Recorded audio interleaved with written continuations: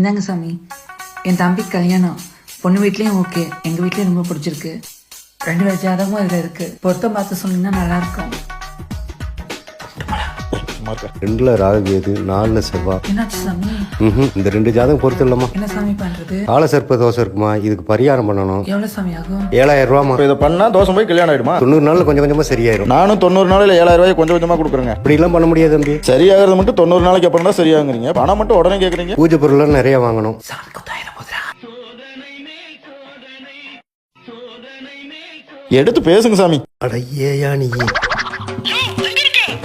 ஒரு ஜாதகம் பார்த்துட்டு இருக்கமா?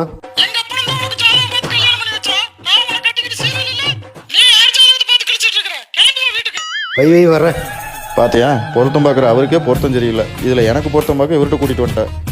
முதல்ல இதை தூக்கி போடு. இதை தூக்கி போட்டாலே பாதி பேருக்கு கல்யாணம் ஆயிரும். தம்பி பீஸ் பீஸா? பீஸ் ஆயிரும் பார்த்துக்க.